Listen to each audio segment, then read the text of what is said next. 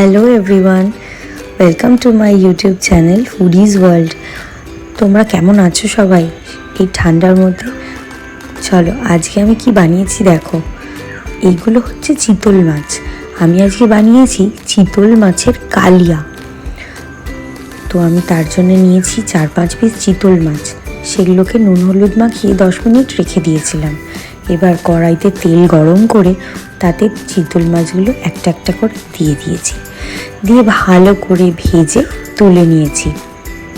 ওই তেলে দিয়ে দিয়েছি 2টো মিডিয়াম সাইজ পেঁয়াজ বাটা, আর এই দেখো টমেটো, কাঁচা লঙ্কা আর একটু আদা, ওইগুলোকে পেস্ট করে নিতে হবে। এবার ওই পেঁয়াজ বাটাটা ভালো করে একটু তেল ছেড়ে দিলে তাতে আমি ওই টমেটোর ওই পেস্টটা দিয়ে দেবো।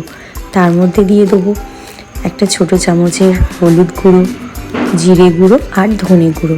আর আমি এখানে কালারের জন্য ইউজ করেছি কাশ্মীরি মির্চ।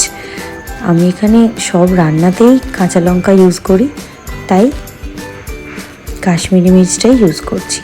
এই দেখো এবার গ্রেভিটা ভালো করে হয়ে গেছে। তেল ছেড়ে দেওয়ার পর আমি জল দিয়ে দিয়েছিলাম। জল দিয়ে একটু ফুটে গেলে মাছগুলো ওর মধ্যে একটা একটা করে দিয়ে দিয়েছি। দিয়ে ভালো করে মাছটা ফোটানো হয়ে গেলে নেড়ে চেড়ে মশলাটা যাতে ভেতরে ঢোকে ভালো করে নেড়ে চেড়ে নামিয়ে নেবো। ব্যাস রেডি আমাদের চিতল মাছের কালিয়া। চলো তোমরা কিন্তু অবশ্যই করে আমাকে জানাও কমেন্ট বক্সে তোমাদের কেমন লাগলো। আর আমার চ্যানেলটাকে একটু সাবস্ক্রাইব করো প্লিজ, যাতে আমি তোমাদের সাথে আরও ভালো ভালো রেসিপি শেয়ার করতে পারি। টাটা।